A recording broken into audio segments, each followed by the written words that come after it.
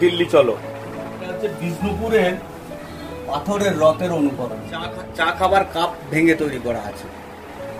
আর এগুলো ওষুধের শিশি, এই কাঁচের চুড়িকে ভেঙে এই শিল্পকর্মটা তৈরি করা। ছোট ছোট টুকরো দিয়ে এই পলাশটা তৈরি করা আছে। এটা কচুর ছাল দিয়ে তৈরি।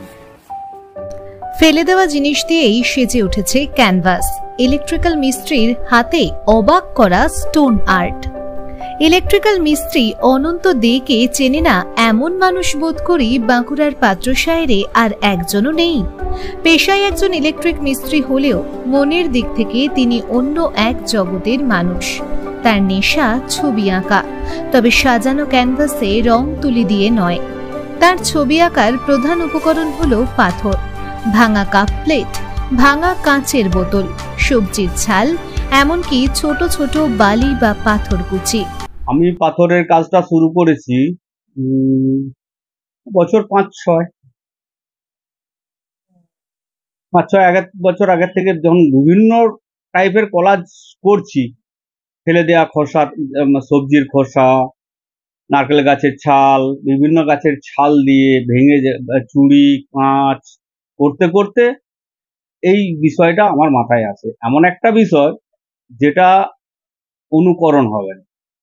আমাদের ডোগরা বা টেরাকোটা যেমন এক এবং অদ্বিতীয়, যে কাজটা তৈরি হয় একবারই তৈরি হয়, ঠিক এই স্টোন আর্ট, চিপসের আর্টটাও ঠিক তাই। একই রকম পাথর দুটি পাওয়া খুব মুশকিল আছে। এই পাথরকে ভেঙে বা টুকরো করে শেপ দেওয়া খুব মুশকিল আছে। তাই যে সৃষ্টিটা হবে সেটা একবারই হবে। এইভাবেই এটা তৈরি করা হবে। অবাক হচ্ছেন? অবাক হওয়ার মতনই বিষয়। ভালো লাগা থেকে শুরু করে আজকের দিনে এই জিনিসটা তার নেশায় পরিণত হয়েছে। তিনি শুধুমাত্র নিজেই এই কাজ করছেন না, সেই সঙ্গে অনেক ছোট ছোট ছেলে মেয়েদের এই কাজ হাতে ধরে শেখাচ্ছেনও। পেশা আমি ইলেকট্রিক্যাল কাজ করি। হ্যাঁ, তার ফাঁকে আমি কাজগুলো করি। যতক্ষণ কাজ থাকে কাজ, বাকি টাইম আমি শুধু এইসব নিয়েই নানা রকম চিন্তা ভাবনা থাকি। আবার এখন বেশ কিছু ছাত্র আছে যারা আমার কাছে শিখতে আসে, তাদেরকে শেখায়। এবার তাদেরকে শেখানোর জন্য আবার বিভিন্ন রকম জিনিস নিয়ে কালচার করছি। এত সুন্দর সুন্দর হাতের কাজ দেখছি, অনেকেরই তো অনেক ইচ্ছা থাকে যে এটাকে নিয়ে বড় কিছু করবো। আমার সেই ধরনের কোনো ইচ্ছা নেই। আমি তাহলে তো বহু জায়গায় প্রদর্শনী যেতে দিতে পারতাম। আমার এরকম এত হাতের কাজ আমি অযত্নে ফেলে রাখতাম, সেটাকে আরো ফ্রেমিং করে বিভিন্ন জায়গায় প্রদর্শনীতে পাঠাতাম বা বিভিন্ন করতাম। আর এইগুলো নিয়ে যদি আমি ওইসব করতে যাই, তাহলে আমার আর নতুন সৃষ্টি করা হবে না। তাদের পেছনে আমার সময় চলে যায়। কেন, যেহেতু আমার নেশা সৃষ্টি করা, আমি সৃষ্টি করে যেতে চাই, আরো নতুনত্ব কিছু খুঁজতে চাই। BN1 বাংলার পক্ষ থেকে আমরা চলে গিয়েছিলাম সেই মানুষটার বাড়িতে, যে তার নিজের বাড়িতে ইলেকট্রিক্যাল দোকানে বসে সুন্দর করে নিজের আর্টের কাজ বানাচ্ছেন, যেখানে রয়েছে তার কাজের সমস্ত উপকরণ থেকে শুরু করে তার তৈরি বিভিন্ন ছবি।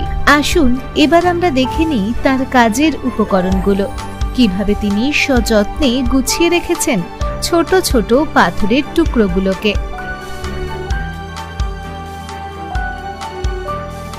এখন তাহলে পাথর ছাড়া কি কি জিনিস দিয়ে হচ্ছে? আমি সব বিষয় নিয়ে কাজ করি, সবজি, সমস্ত কিছু নিয়ে। আমি কখন যে কোনটা আমার করব সেটা আমি নিজেও জানি। যখন আমার যেটা ইচ্ছা করে তখন সেটা নিয়ে করি। কখনো হয়তো মাটির সরার উপর আঁকা জোকা নিয়ে কাজ করছি, কখনো হয়তো কলাজ করছি, কখনো রং তুলি নিয়ে বসে আছি, কখনো ছোট ছোট ভাস্কর্য তৈরি করছি, মাইক্রো আর্ট কখন করছি। মানে এটা আমি নিজে জানি না কোনটা কখন করব। কোনো সিস্টেমলি আমি কাজ করি না।